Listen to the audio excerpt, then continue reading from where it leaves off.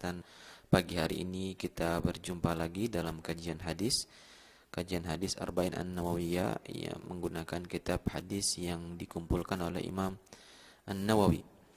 Pada kesempatan hari ini kita akan membahas salah satu hadis yang merupakan Jami'ul Kalim, merupakan bentuk ucapan, bentuk hadis, bentuk sabda Nabi Sallallahu Alaihi Wasallam yang memiliki jumlah kata yang sedikit akan tetapi memiliki makna yang sangat luas yang bisa kita praktekkan di dalam berbagai aspek kehidupan kita, baik itu berkenaan dengan dunia atau mungkin berkenaan dengan akhirat kita tentunya.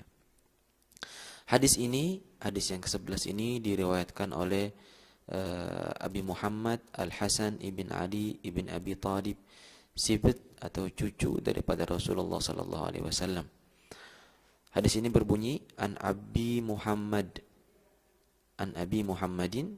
Al-Hasan ibn Ali ibn Abi Talib, sibti Rasulillah sallallahu alaihi wasallam wa raihanatihi radhiyallahu anhuma qala hafidtu min Rasulillah sallallahu alaihi wasallam da' ma yaribuka ila ma la yaribuk. Rawahu Tirmidzi wan Nasa'i wa qala Tirmidzi haditsun hasanun sahih. Hadis ini artinya dari Abi Muhammad Al-Hasan ibn Ali bin Abi Talib, cucu Rasulullah sallallahu alaihi wasallam, wa raihanatihi, dan sesuatu yang menyenangkan Rasulullah sallallahu alaihi wasallam radhiyallahu anhu. Beliau berkata, saya menghafalkan dari Rasulullah sallallahu alaihi wasallam ucapan beliau, da' ma yaribuka, tinggalkan sesuatu yang engkau ragukan, ila ma la yaribuka, kepada sesuatu yang engkau tidak ada keraguan dalamnya. Hadis ini diriwayatkan oleh Imam Tirmidzi dan juga Imam Nasa'i, dan Imam Tirmidzi berkata hadis ini adalah hadis hasan sahih. Hadis ini tentunya memiliki makna yang sangat luas. Kita meninggalkan sesuatu yang meragukan, ada keraguan dalam diri kita kepada satu hal yang tidak ada keraguan di dalam hal tersebut. Hadis ini tentunya berkaitan dengan hadis yang sebelumnya yang pernah kita bahas, yaitu hadis yang menerangkan bahwa yang halal itu sangat jelas, al-halalu bayyin. Begitu juga yang haram itu sangat jelas, wal haramu bayyin kadzalika. Dan di antara halal dan yang haram itu ada dinamakan dengan umurun mushtabihat, atau hal-hal yang merupakan syubhah, tidak jelas halalnya dan juga tidak jelas haramnya, dia masih abu-abu. Nah, hadis ini berkaitan dengan atau memiliki sangkut paut dengan hadis yang pernah kita jelaskan tersebut. Sebelum kita mengupas atau sebelum kita menjelaskan apa saja yang bisa kita ambil faedah dari sabda Nabi sallallahu alaihi wasallam dalam hadis ini, tentunya hadis ini diriwayatkan oleh Sayyidina Hasan bin Abi Talib, cucu daripada Rasulullah sallallahu alaihi wasallam. Dalam teks atau redaksi hadis ini, Sayyidina Hasan mengatakan hafidtu, saya menghafalkan dari Rasulullah sallallahu alaihi wasallam. Sebenarnya beliau ketika itu ditanya oleh salah seorang yang belajar kepada Sayyidina Hasan bernama Abil Hawra atau Abul Hawra. Abul Hawra ini bertanya kepada Rasulullah bertanya kepada Sayyidina Hasan, apakah engkau menghafalkan sesuatu daripada Rasulullah sallallahu alaihi wasallam? Pertanyaannya model semacam itu karena ketika Nabi sallallahu alaihi wasallam meninggal, Sayyidina Hasan itu masih kecil, yakni mungkin masih sekitar umur 10 tahun. Maka ketika ditanya oleh Abul Hawra, apakah engkau menghafalkan sesuatu dari Rasulullah sallallahu alaihi wasallam? Maka kemudian dijawablah, saya menghafalkan sesuatu dari Rasulullah sallallahu alaihi wasallam, da' ma yaribuka ila ma la yaribuka. Hadis ini kalau aslinya yang ada di Sahih Tirmidzi dan juga yang ada di An-Nasa'i, Sunan Tirmidzi dan juga di Sunan An-Nasa'i, itu ada tambahannya, ada di sana da' ma yaribuka ila ma la yaribuka, kemudian dibilang as-sidqatu ma'nina fa inna sidqatu ma'nina wal kadhibu raibah, bahwa kejujuran itu merupakan ketenangan, dan kebohongan itu akan membuat orang itu kemudian merasa ragu, merasa tidak enak dalam hati. Nah, itu lanjutan hadis yang ada di Sahih Tirmidzi dan di Sahih Nasai. Di sini oleh Al-Imam An-Nawawi hanya diambil penggalan hadis yang pertama saja, yaitu da'ma yaribuka ila ma la yaribuka. Bahkan di Musnad Imam Ahmad bin Hanbal, hadis ini itu dijelaskan lebih panjang. Jadi ketika ditanya oleh Abul Hawra, Sayyidina Hasan, hafidtu min Rasulillah, kemudian beliau mengatakan, saya menghafalkan dari Rasulullah SAW, da'ma yaribuka ila ma yaribuka. Kemudian setelah itu, lanjutan hadis ini beliau menceritakan bahwa satu ketika Sayyidina Hasan itu masuk ke dalam masjid, kemudian mendapatkan kurma zakat yang akan diberikan kepada fuqara. Kemudian Sayyidina Hasan mengambil, ketika itu masih kecil, mengambil, mungkin umur beliau mungkin sekitar 7 atau 8 tahun atau 9 tahun lah. Mengambil salah satu kurma itu, kemudian dimakanlah satu butir kurma tersebut, ketahuan oleh Nabi SAW. Maka Nabi SAW berusaha untuk mengeluarkan kurma yang tadi ada di mulut Sayyidina Hasan. Rasulullah SAW mengeluarkan dengan dengan usaha agar kurma tersebut tidak sampai tertelan oleh Sayyidina Hasan. Ketika ditanya, ya Rasulullah, anak kecil makan satu biji kurma, kenapa ya Rasulullah? Rasulullah menjawab kemudian bahwa tidak diperbolehkan keluarga beliau, keturunan beliau untuk memakan harta zakat. Jadi harta zakat itu hanya diperuntukkan bagi selain daripada keluarga Rasulullah SAW, selain daripada dzurriyyah, selain daripada keturunan Rasulullah SAW. Dan penjelasan masalah ini itu ada perbedaan pendapat dalam ulama, dalam madzhab fikih. Mungkin yang ingin lebih mengetahui nanti bisa mungkin lebih mengetahuinya ketika dia mengikuti kajian fikih yang mungkin di Radio Embas ini juga ada kajian fikih pada hari tertentu. Nah, kemudian setelah itu dalam riwayat dalam kitab Musnad Imam Ahmad bin Hanbal ini, jadi selain penggalan hadis ini da'ma yaribuka ila ma yaribuka, lanjutannya itu beliau menceritakan bahwa satu ketika beliau makan kurma zakat tadi itu, kemudian oleh Rasulullah SAW berusaha untuk dikeluarkan dari mulut beliau. Kemudian hal yang ketiga, beliau mengatakan, kemudian kami diajarkan oleh Rasulullah SAW doa kunut dalam salat subuh atau dalam salat witir, yaitu Allahumma hdina fiman hadait wa afina fiman afait wa tawallana fiman tawallait wa barik lana fima atait ila akhir ad-du'a, sampai akhir doa. Jadi dalam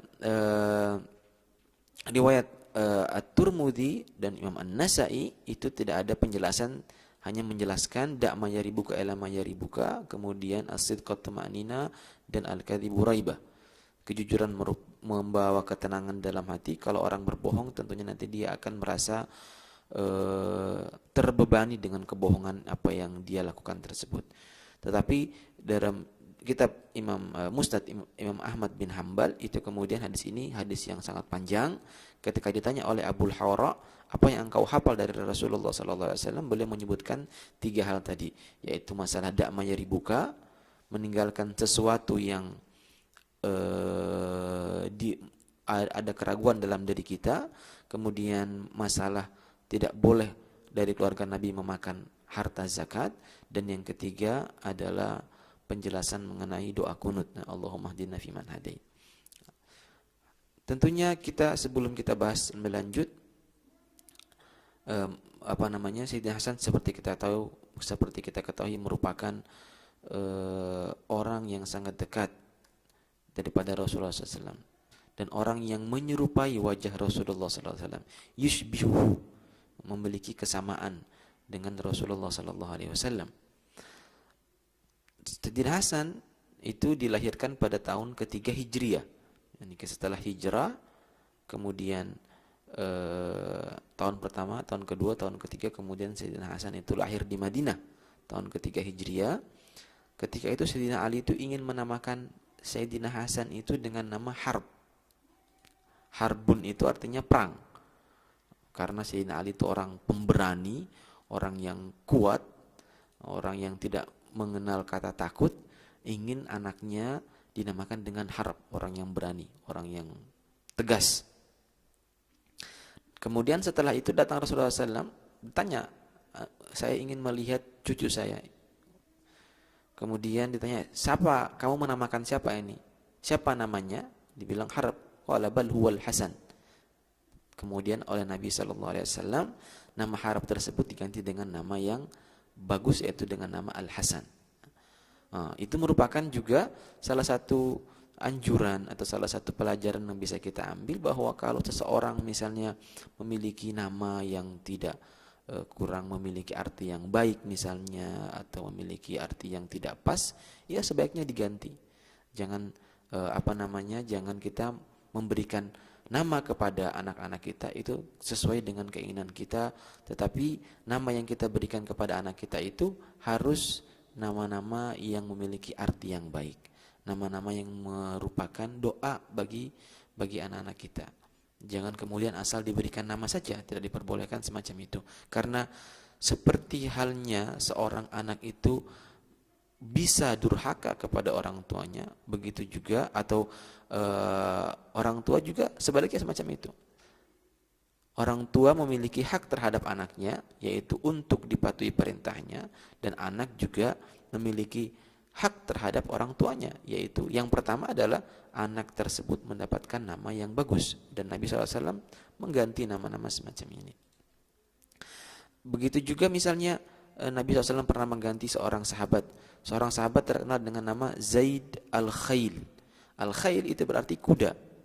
Zaid karena mungkin dia itu pintar menunggang kuda atau semacamnya, bernama Zaid Al-Khail. Kemudian oleh Rasulullah SAW diganti Zaidul Khair. Lam diganti dengan Ra. Al-Khair artinya kebaikan. Begitulah karena nama itu memiliki mungkin sisi yang berkaitan dengan psikolog kita, mungkin ada keterkaitan semacam itu.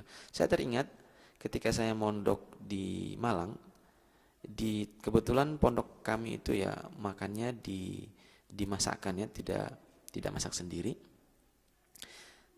Salah satu tukang masak itu ada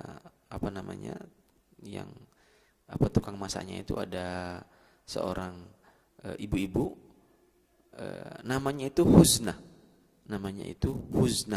Husna itu dalam bahasa Arab artinya sedih.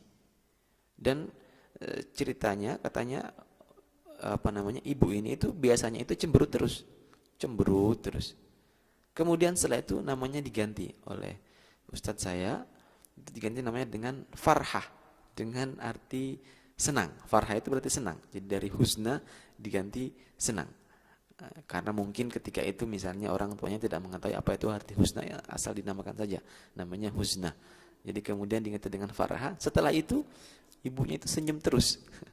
Sampai terkenal di pondok saya itu tukang masak yang sering senyum ya tadi itu Mbak Farhah namanya. Nah, begitu juga Sayyidina Hasan ini kemudian diganti namanya oleh Rasulullah SAW, yaitu Harb. Begitu juga ketika lahir Sayyidina Husain, Sayyidina Ali itu ingin menamakan Sayyidina Husain itu dengan nama Harb.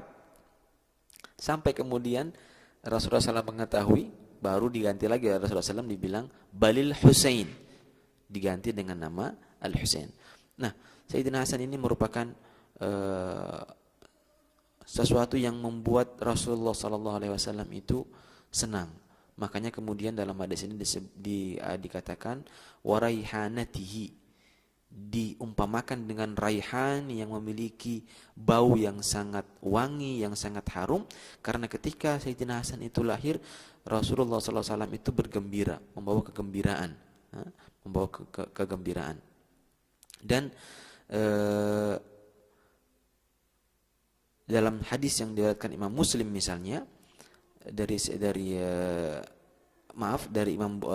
yang diriwayatkan oleh Imam Bukhari dari Sayyidina Ibn Umar berkata, wahuma raihanatai, sifat untuk dua orang, yaitu sifat untuk Sayyidina Hasan dan sifat untuk Sayyidina Husain. Wahuma, dan keduanya raihanatai dunia, seperti sesuatu yang membuat wangi dalam dunia ini. Nah, juga satu ketika juga hadis yang diriwayatkan Imam Bukhari, satu ketika Rasulullah SAW itu naik di mimbar, kemudian beliau bersabda, Inna ibni hada sayyidun, bahwa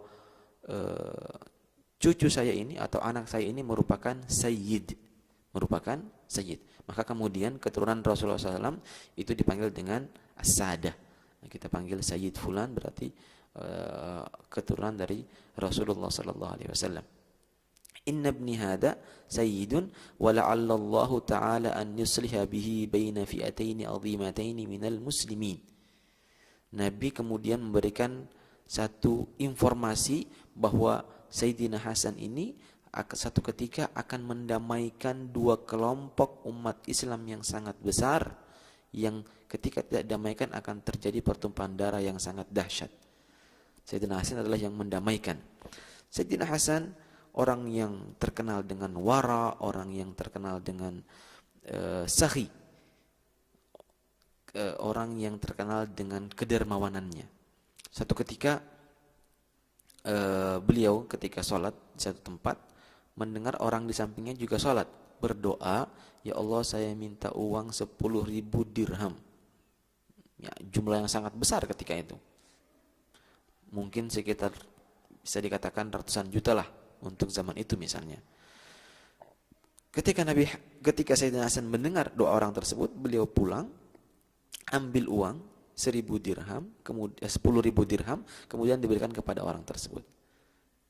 Kita mungkin kalau saya sendiri misalnya, atau kita kebanyakan dari kita lah misalnya, tidak usah kita bohongi diri kita. Kadang kalau kita mau mensedekahkan kepada orang itu, dilihat dulu dalam kantong itu ada uang berapa, 50, 10.000 sama 2.000 misalnya, nanti diambil yang 2.000 diberikan kepada orang yang minta-minta atau orang yang butuhkan tersebut. Nah, itulah para sahabat, mereka kemudian tidak mementingkan dunia. Ad-dunya fi yadihim la fi qulubihim. Dunia itu di tangan mereka, tetapi tidak ada dalam hati mereka. Sayyidina Hasan seseorang yang bisa ketika terjadi perselisihan antar umat Islam ketika itu, beliau kemudian dibaiat sepeninggal ayah beliau. Ketika Sayyidina Ali itu kemudian meninggal, dibunuh oleh seorang Majusi, kemudian beliau dibaiat. Sayyidina Hasan dibaiat menjadi khalifah. Kemudian beliau menjadi khalifah itu dalam jangka waktu sekitar 6 bulan. Beliau menjadi khalifah, kemudian bertemu dengan Sayyidina Muawiyah, dengan sahabat Muawiyah bin Abi Sufyan, karena ketika itu memang terjadi perselisihan antara Irak dan antara Syam. Di Syam itu pemimpinnya Muawiyah bin Abi Sufyan, sahabat, termasuk sahabat Nabi SAW. Begitu juga di Irak atau kebanyakan daripada negara Islam ketika itu, yakni seluruh khilafah ketika itu dipegang oleh Sayyidina Hasan. Sayyidina Muawiyah itu memegang Syam saja, yang ada sekarang Suriah dan sebagainya dan sekitarnya. Ketika itu Sayyidina Hasan kemudian yatanazal. Beliau turun dari jabatannya, diberikan kepada Muawiyah, Sayyidina Muawiyah, agar tidak jadi pertumpahan darah antara umat muslim. Karena ketika itu Sayyidina Hasan itu telah dibaiat oleh 40.000 orang yang siap mati untuk membela khilafah Sayyidina Hasan. Untuk membela khilafah Sayyidina Hasan, kemudian Sayyidina Hasan itu agar tidak terjadi pertumpahan darah antara umat Islam ketika itu, kemudian beliau rela untuk meninggalkan khilafah dan diberikan kepada Muawiyah. Dan ini merupakan tasdik, pembenaran dari informasi yang pernah diberikan Nabi SAW. La'allallaha, semoga Allah Subhanahu Wa Taala an yusliha bihi, membuat perdamaian melalui perantara cucu saya ini Sayyidina Hasan, baina fi'ataini azimataini, dari dua golongan yang sangat besar daripada orang-orang muslim. Dan itu merupakan pembenaran daripada kasyaf atau informasi yang pernah diberikan oleh Rasulullah SAW.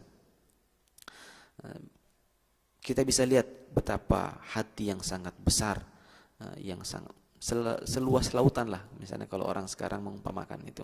Beliau mau meninggalkan kekuasaan yang beliau pegang demi untuk menjaga agar sampai tidak terjadi pertumpahan darah antara orang-orang Islam ketika itu. Karena juga beliau mengetahui bahwa al-khilafatu 30 am. Jadi Nabi SAW itu telah menjelaskan dalam satu redaksi hadisnya beliau, kalau al-khilafatu 30 am. Khilafah itu hanya akan terjadi 30 tahun. Setelah itu bukan khilafah lagi namanya. Dibilang mulkan adud. Kerajaan yang saling gontok-gontokan. Setelah khilafah tersebut, Sayyidina Abu Bakar memerintah 2 tahun. Kemudian Sayyidina Utsman memerintah Sayyidina Umar memerintah sekitar 10 tahun. Kemudian Sayyidina Utsman memerintah sekian belas tahun. Kemudian 4 tahun itu Sayyidina Ali. Tersisa dari jumlah ini itu 6 bulan saja. Tersisa hanya 6 bulan. Jadi ketika dari dimulai menjabatnya Sayyidina Abu Bakar sampai meninggal Sayyidina Ali bin Abi Thalib, itu keseluruhan rentang waktunya itu 29 tahun 6 bulan. Kemudian ketika Sayyidina Hasan itu dibaiat, beliau hanya mau memimpin selama 6 bulan saja. Setelah 6 bulan kemudian diserahkan khilafah itu kepada Muawiyah. Karena beliau tahu bahwa khilafah itu hanya akan terjadi 6 bulan. Ini Nabi yang bilang loh. Nabi yang bersabda khilafah itu hanya ada 30 tahun saja. Setelah itu tidak ada namanya khilafah. Mungkin sampai nanti kemudian turunnya Al-Imamul Mahdi dan Nabi Isa. Setelah itu tidak ada khilafah. Jadi jangan takut kalau misalnya bakal ada khilafah. Tidak bakal ada namanya khilafah lagi. Kalaupun ada, orang menamakan itu khilafah, itu bukan khilafah. Tetapi itu dibilang mulkan adud, kerajaan. Setelah itu kemudian saling gontok-gontokan. Semua yang berkuasa ketika itu berusaha untuk menyingkirkan lawan politiknya. Baik dinasti Umayyah, dinasti Abbasiyah, kemudian dinasti yang terakhir misalnya yang kita kenal dengan khilafah Utsmaniyah, itu pun secara istilah dibilang khilafah. Tetapi kalau dalam sesuai syariatnya itu bukan khilafah. Karena Nabi mengatakan khilafah itu hanya 30 tahun saja. Jadi jangan sampai kemudian kita memiliki paranoid bahwa khilafah itu kemudian akan muncul, kemudian tidak ada. Khilafah itu hanya 30 tahun saja. Kita mengharapkan khilafah itu ada lagi kemudian nanti pada zaman Sayyidina atau Imam Al-Mahdi. Yang perlu kita lakukan saat ini adalah bagaimana kemudian kita memperbaiki diri kita, pribadi kita, memperbaiki keluarga kita, memperbaiki masyarakat kita. Itu yang lebih penting daripada kita mengurusi menegakkan misalnya khilafah yang ada. Menegakkan khilafah yang ada. Nah, kemudian hadis ini seperti tadi dikatakan diriwayatkan oleh Sayyidina Hasan, beliau tidak banyak meriwayatkan hadis dari Rasulullah SAW. Beliau hanya meriwayatkan sekitar 13 hadis, ya, karena seperti semacam tadi itu ketika beliau lahir tahun ketiga Hijriah dan ketika Rasulullah SAW meninggal itu umur beliau masih 10 tahun. Jadi tidak banyak hal yang dihafalkan dari Rasulullah SAW. Beliau meninggal pada tahun 49 Hijriah. Dalam satu riwayat dikatakan bahwa beliau itu meninggal diracun oleh istri beliau sendiri dengan iming-iming harta dengan hasutan dari Yazid ibn Muawiyah. Yazid bin Muawiyah ini anak dari sahabat, tetapi dia bukan sahabat, orang fasik, kemudian memimpin memimpin negara Islam ketika itu. Yazid bin Muawiyah orangnya fasik, dia menghasut istri dari Sayyidina Hasan sehingga Sayyidina Hasan kemudian diracun dan meninggal karena sebab diracun oleh istrinya. Salah satu riwayat mengatakan semacam itu. Hadis ini redaksinya da'ma yaribuka. Yaribuka itu dari kata roba. Ada redaksi yang lain da'ma yuribuka. Ya-nya di dhamma, yuribuka. Ada yang yaribuka, ada yang yuribuka. Kalau yaribuka dengan fathah, ya-nya di fathah itu dari kata roba. Sama artinya, sesuatu yang ragu. Yuribuka itu dari kata aroba. Dari kata aroba. Akan tetapi yang paling fasih yang paling benar itu dengan fathah ya. Dibilang yaribuka, bukan yuribuka. Tapi boleh saja misalnya kalau orang ingin membaca yuribuka. Tetapi yang paling fasih itu baca dengan yaribuka. Da'ma yaribuka ila ma la yaribuka. Raib, raba itu memiliki beberapa arti dalam bahasa Arab. Raba itu bisa berarti hajah, kebutuhan itu bisa dalam bahasa Arab juga. Raibah itu juga bisa berarti kebutuhan. Raba di sini, tetapi raba yang dimaksud dalam hadis ini, raib yang dalam hadis ini adalah keraguan. Bukan asal keraguan, tetapi keraguan yang membuat hati kita itu goncang. Keraguan yang tidak menenangkan hati. Nah, itu disebut dengan raib. Maka di sini da' ma yaribuka, tinggalkan. Da' itu memiliki arti yang memiliki arti tinggalkan. Tinggalkan sesuatu yang membuat keraguan di dadamu sehingga membuat engkau tidak tenang kepada sesuatu yang tidak ada keraguan di dalamnya. Da' itu adalah fi'lu amrin. Kalau dalam ilmu bahasa Arab, da' itu sebagian ulama nahwu mengatakan da' itu adalah fi'il atau kata kerja yang tidak ada bentuk lampaunya, tidak ada bentuk pasnya. Jadi kalau dalam bahasa Arab itu ada bentuk lampau, bentuk akan datang, kata kerja yang akan datang, dan kata kerja perintah dalam bahasa Arab. Ya. Kalau dalam bahasa Inggris mungkin ada past, ada present. Ya. Kalau dalam bahasa Arab ada maldi, ada mudhari', ada amr. Nah, da' ini itu bentuk daripada satu kata kerja yang menurut sebagian ulama nahwu itu tidak ada bentuk madinya, tidak ada bentuk kata kerja lampaunya, hanya ada yada'u wada'.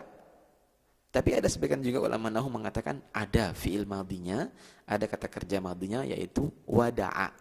Artinya wada'a. Nah, da' ma yaribuka ila ma yaribuka. Tinggalkanlah sesuatu yang ada keraguan di dalamnya kepada sesuatu yang tidak ada keraguan di dalamnya. Hadis ini memiliki dua sisi yang mungkin bisa kita ambil manfaat dari hadis ini. Sisi pertama adalah sisi akhlaknya, sisi tarbiyahnya, sisi pendidikan hati untuk hal ini. Sisi yang berkaitan dengan amal qalbi.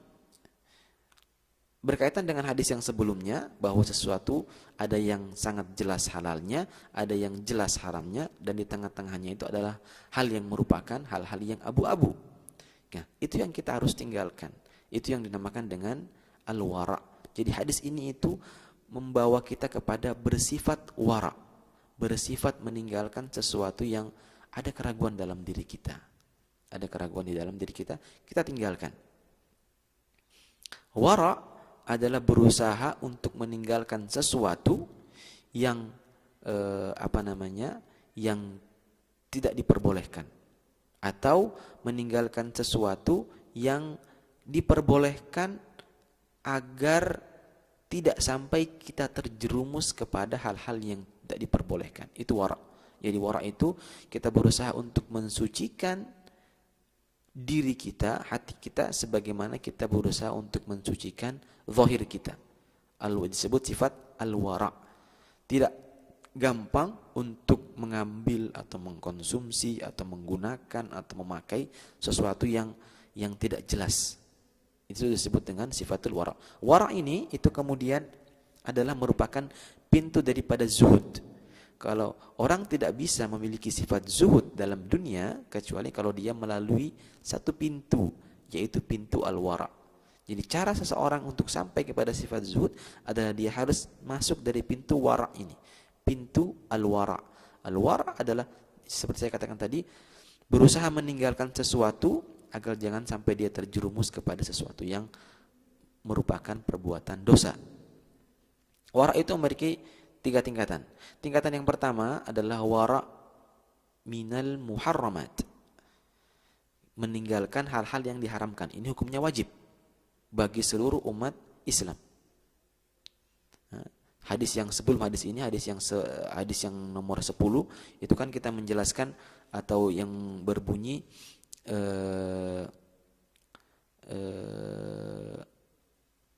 bukan hadis 10, bukan hadis yang ke-9. yang memerintahkan kita untuk mengerjakan hal yang semampu kita, akan tetapi kalau yang haram itu harus ditinggalkan sama sekali. Kita harus meninggalkan apa yang dilarang sama kita sama sekali. Ma nahitukum anhu fajtanibuhu, apa yang saya larang, sabda Rasulullah SAW, harus kalian tinggalkan sama sekali. Itu adalah wara dalam hal-hal yang diharamkan. Ada wara yang dari berusaha meninggalkan hal-hal yang syubhat, yang tidak jelas halalnya, tidak jelas haramnya.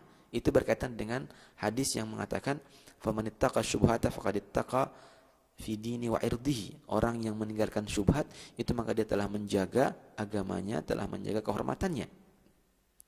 Tingkatan yang kedua. Tingkatan yang ketiga adalah wara meninggalkan hal yang jelas halalnya. Jelas halal, itu kemudian dia tinggalkan agar jangan sampai kemudian dia terjerumus kepada hal-hal yang haram. Itu juga wara yang tingkatannya tinggi sekali. Wara yang tingkatannya itu tingkatan sangat tinggi sekali, yang bisa dikerjakan oleh para anbiya, para orang-orang saleh, para aulia yang ingin sampai kepada derajat orang-orang saleh, orang-orang yang benar-benar bertakwa kepada Allah Subhanahu wa taala, maka dia harus melakukan wara yang tingkatan yang paling tinggi tadi itu. Berusaha meninggalkan perkara yang haram, perkara yang halal, jelas halal, tapi ditinggalkan agar jangan sampai kemudian dia terjerumus kepada perkara yang haram. Karena para ulama salaf itu banyak dari nasihat-nasihat mereka menganjurkan kepada kita jangan sampai kemudian kita terlalu berlebih-lebihan daripada harta yang halal. Orang misalnya kaya, gaji per bulan misalnya 10-20 juta, atau bahkan penghasilan dalam satu bulan bisa sampai ratusan sampai miliar misalnya. Uang tersebut halal baginya.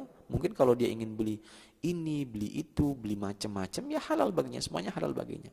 Cuma para ulama kemudian memberikan nasihat kepada kita agar jangan sampai kita berlebih-lebihan misalnya, jangan sampai kemudian kita jor-joran dalam tasarrufkan menggunakan uang yang halal tadi itu. Kenapa? Karena ditakutkan nanti kita akan terjerumus kepada yang haram. Kenapa? Karena nafsu kita itu menginginkan sesuatu yang lebih terus. Nafsu kita, diri kita itu dikasih 1 juta minta 2 juta, dikasih 2 juta minta 3 juta. Kalau sudah dikasih sangat banyak, nanti kalau dikasih halal saja nanti dia akan menginginkan yang haram. Itu nafsu. Sudah tabiatnya semacam itu. Jadi kita harus kekang nafsu kita. Cara kita mengekang nafsu kita adalah dengan kita bersifat wara tersebut. Al-Fudail bin Iyad, seorang sufi kabir, seorang aulia illah, beliau berkata, yaz'umun nasu annal wara'a syadid. Orang itu menyangka bahwa bersifat wara itu adalah susah. Beliau mengatakan itu gampang sekali. Wa ma warada alaihi amrani illa akhadtu bi ashaddihima. Kalau saya datang kepada saya 2 hal, saya kerjakan atau tidak, maka saya ambil yang paling berat. Gampang saja. Yani Allah Subhanahu wa taala itu sudah memberikan kepada kita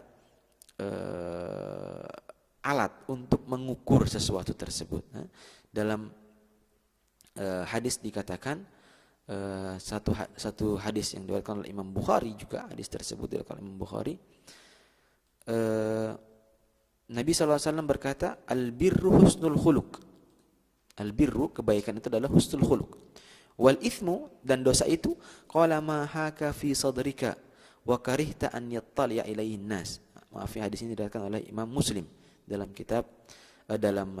bab Kitabul Birri Wassilah. Hadis ini diriwayatkan oleh Imam Muslim. Qala al-birru husnul khuluq. Kebaikan adalah kamu kemudian melakukan akhlak yang baik. Apa itu dosa? Dosa itu mahaka fi sadrika. Apa yang menjadi keraguan dalam hatimu itu merupakan dosa. Wa karihta an yattali'a ilan nas, dan kamu malu untuk orang ketahui, itu dosa. Terkadang kita itu mengerjakan sesuatu misalnya, kita terkadang dalam hati kita itu tidak enak, yakni tidak srek, tidak dalam hati kita terbesit, kok saya bisa kerjakan semacam itu misalnya. Dalam hati kita, misalnya kita berbohong kepada orang lain, kepikiran, nggak enak dalam hati, tidur nggak nyaman. Nah, itu merupakan dosa. Jadi Allah sudah memberikan kepada kita satu alat untuk mengukur. Sebagaimana di dunia ini ada termometer, ada alat pengukur panas misalnya, alat pengukur suhu ruangan, alat pengukur macam-macam. Allah memberikan satu alat kepada kita untuk mengukur mana itu dosa, mana itu kebaikan. Apa alatnya? Adalah hati kita. Hati kita bisa mengukur sesuatu tersebut. Kalau kita mengerjakan satu hal, kemudian hal itu kemudian bisa membawa ketidaknyamanan dalam hati, itu juga merupakan satu yang tidak baik. Hadis ini nanti akan disebutkan juga oleh Imam Nawawi dalam hadis yang selanjutnya. Nanti kita akan jelaskan lebih luas hadis ini. Nah, dakma yaribuka, usahakan tinggalkan yang kamu ragukan kepada yang kamu tidak ragukan. Kita menemukan makanan misalnya, ini milik siapa ya? Milik istri saya misalnya, kita pulang dari kantor misalnya ada makanan di atas meja misalnya, kemudian kita ragu apakah makanan ini misalnya milik siapa, jangan kita makan. Atau misalnya kita hidup bareng dalam kos misalnya, kemudian kita menemukan makanan misalnya, kita ragu apakah ini boleh saya makan atau tidak, tinggalkan. Ada makanan kita diberi oleh-oleh misalnya oleh teman, pulang dari luar negeri kita diberikan oleh-oleh teman misalnya, kemudian makanan itu kita ragukan apakah di situ ada zat terlarangnya atau tidak misalnya, yang tidak boleh kita konsumsi misalnya karena itu ada babinya misalnya atau semacamnya, tinggalkan. Sebaiknya kita tinggalkan. Syubhat, fadilah, keutamaan adalah kita tinggalkan hal tersebut. Jadi dalam hadis yang lain, hadis diriwayatkan oleh Abi Hurairah, walaupun hadisnya hadis sanad ada dhaifnya, yakni ketika Rasul mengatakan dakma yaribuka ila ma la yaribuka, seorang sahabat itu bertanya, bagaimana kita mengetahui ya Rasulullah hal itu meragukan atau tidak? Kemudian Rasulullah memberikan jawaban, qala idza aradta amran, kalau kamu ingin melakukan sesuatu, maka letakkanlah tanganmu di dadamu, di hatimu. Karena hati itu dia akan goncang, dia akan tidak tenang terhadap yang haram, dan dia akan tenang terhadap hal yang halal. Dan seorang muslim yang memiliki sifat wara, itu ketika dia meninggalkan sesuatu yang kecil, agar jangan sampai kemudian dia jatuh kepada yang besar. Meninggalkan perkara yang mubah, jangan sampai kemudian dia jatuh kepada yang haram. Meninggalkan yang syubhat, jangan sampai kemudian dia melakukan dosa. Hadis riwayat ini, walaupun hadis yang hadis dhaif, tetapi bisa kita pakai. Seorang sufi besar juga, Hasan Ibn Sinan, mengatakan, ma syai'un ahwanu minal wara, tidak ada yang paling mudah kita lakukan itu kecuali wara. Bagaimana caranya? Idza rabaka syai'un fada'hu, kalau engkau melakukan sesuatu, tinggalkan. Apa saja ya, makanan, pekerjaan misalnya, dan yang semacamnya itu kita tinggalkan. Ini adalah adalah satu sisi dari hadis ini yang berkaitan dengan ilmu tarbiyah atau ilmu tazkiyatun nafsi, membersihkan, mensucikan hati kita. Hadis ini juga itu berkaitan dengan ilmu fikih atau ilmu fikih yang berkaitan dengan a'malul badaniyah, pekerjaan ibadah yang berkaitan dengan badan kita, dalam sholat, dalam puasa, dalam zakat, dan selanjutnya. Dakma yaribuka ila ma yaribuka. Kemudian hadis ini itu dijadikan kaidah yang sangat besar oleh para ulama dalam kaidah usul fikih. Qala al-yaqinu la yuzalu bisyak. Sesuatu yang yakin itu kemudian tidak bisa dihilangkan dengan yang syak. Praktek dari kaidah ini itu sangat banyak di dalam ilmu fikih, banyak sekali. Misalnya kita ragu, saya tadi misalnya setelah wudu kemudian ragu, tadi saya sudah basuh kaki atau belum ya? Sudah selesai wudhu ini. Sudah selesai wudhu kemudian dia ragu. Tadi saya sudah basuh kaki saya atau belum? Sudah kakinya sudah terbasuh. Tinggalkan. Dak ma yaribuka ila ma la yaribuka. Kalau kita ragu dalam satu ibadah, kita misalnya puasa misalnya ya, sudah dekat waktu imsak, kemudian ini sudah azan atau belum ya? Boleh makan atau tidak? Tinggalkan makanannya dalam ibadah yang semacam itu. Kecuali memang kalau di sana ada hadis atau ada dalil tertentu yang disampaikan oleh syari' dari Rasulullah SAW misalnya, kemudian yang harus kita ikuti. Misalnya orang itu tayaqqanat tahara, kemudian dia itu yakin bahwa dia sudah bersuci, kemudian dia syak apakah dia sudah hadas atau tidak. Dia ingat, tadi jam 1 siang saya itu sudah wudu. Ketika jam 2 dia ragu, tapi setelah saya wudu itu tadi saya sudah buang angin atau belum ya misalnya. Atau apakah wudu saya sudah batal atau belum. Jadi dia yakin jam 1 dia sudah wudu. Ragunya di mana? Ragunya bahwa dia itu sudah batal atau belum. Dak ma yaribuka ila ma la yaribuka. Tinggalkan yang kamu ragukan tadi itu, ambillah yang kamu yakini. Kamu yakin kamu tadi sudah berwudu. Begitu juga kita dalam sholat. Kadang orang dalam sholat itu seringnya terkadang terasa ada yang keluar misalnya dari dalam perutnya, angin atau semacamnya.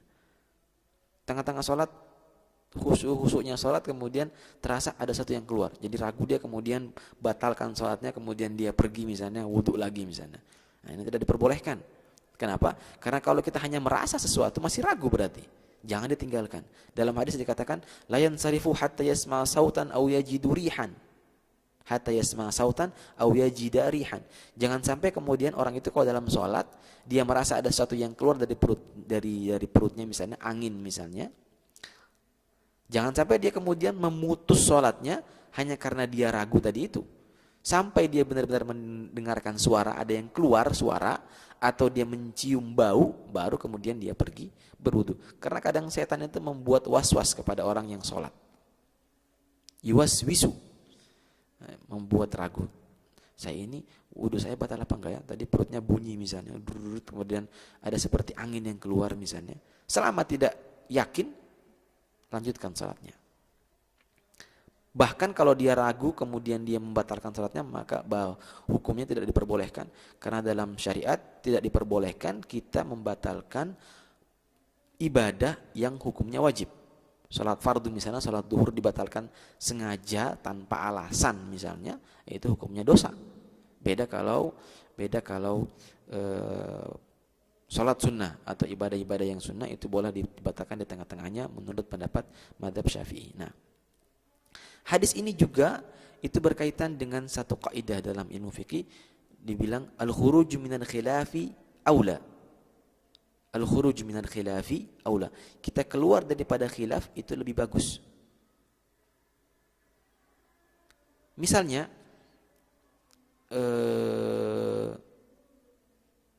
misalnya dalam madhab Maliki misalnya, air, kalau air itu sedikit kemudian dia kejatuhan najis, maka air tersebut itu menjadi najis apabila berubah sifatnya.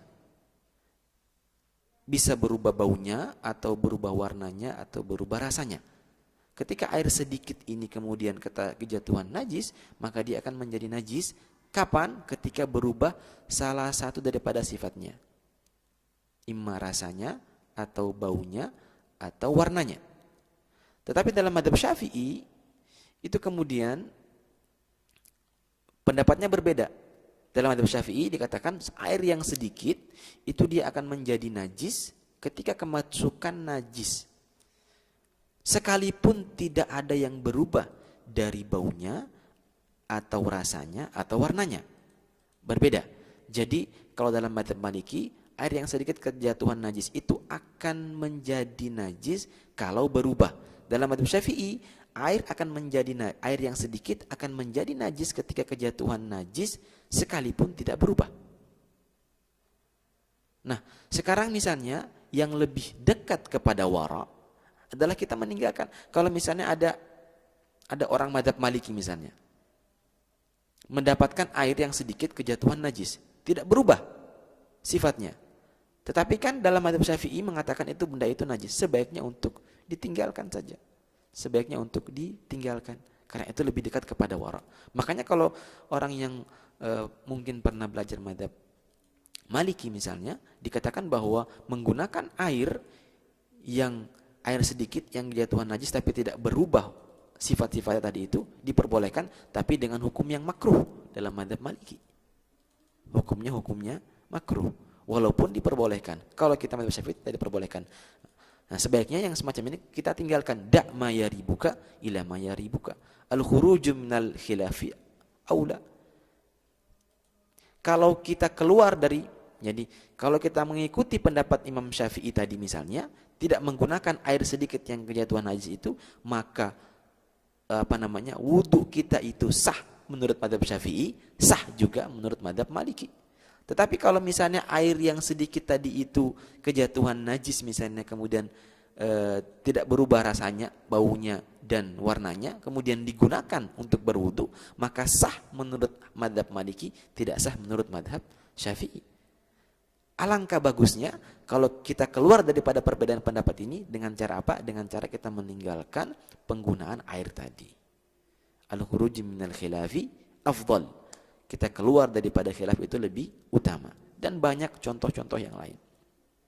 Dalam kita misalnya setelah sholat asar itu tidak diperbolehkan lagi orang sholat sunnah mutlak. Sholat sunnah yang tidak ada sebabnya. Kemudian dalam madzhab Hanafi itu sama sekali tidak diperbolehkan sholat sunnah. Dalam madzhab Syafi'i setelah mengerjakan sholat asar tidak diperbolehkan sholat sunnah yang tidak ada sebabnya. Kalau ada sebabnya dan sebabnya itu dahulu daripada sholatnya, boleh saja. Misalnya habis sholat asar orang keluar masjid kemudian masuk masjid lagi. Berarti masuk dia ke dalam masjid itu menjadi penyebab dia disunahkan sholat tahiyatul masjid. Dalam madzhab Syafi'i boleh-boleh saja. Karena sholat tadi itu ada sebabnya. Tetapi dalam madzhab Hanafi tidak diperbolehkan sholat sunnah apapun setelah mengerjakan sholat asar. Sebaiknya untuk kita keluar daripada khilaf tadi itu, ya kita tinggalkan sama sekali. Al-khuruj minal khilafi aula.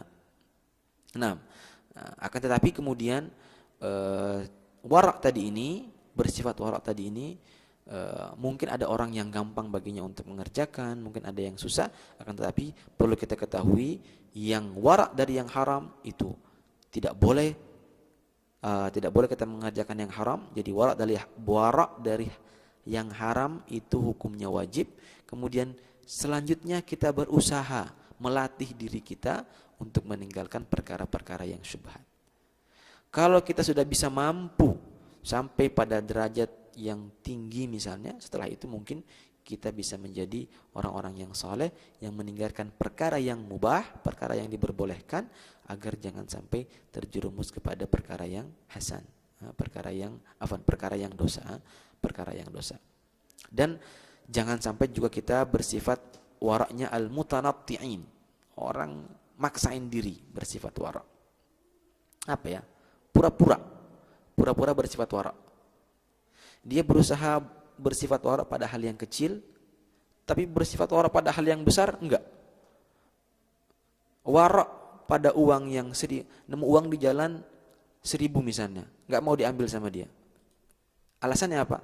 Saya warak, enggak mau ambil uangnya 1.000. Tapi nyolong misalnya uang 1 juta. Yang 1 juta tidak warak, yang 1.000 warak. Ini dibilang waraul mutanatti'in. Pura-pura dia bersifat wara. Satu ketika Sayyidina Ibn Umar itu datang orang dari Kufah, nanya sama Sayyidina Ibn Umar, apa hukumnya darahnya nyamuk? Ma hukmu damul ba'udha? Apa hukum darah nyamuk? Apakah najis atau tidak najis? Apa jawabannya Sayyidina Abdullah bin Umar? Beliau berkata, aneh katanya. Orang Kufah itu, mereka tidak warak terhadap darahnya Sayyidina Husain. Karena ketika itu Sayyidina Husain terbunuh di Kufah. Tetapi mereka bersifat warak untuk darahnya nyamuk. Darah nyamuk bersifat warak, darahnya Sayyidina Husain, cucu Nabi, mereka tidak bersifat warak. Kan aneh. Nah, semacam itu.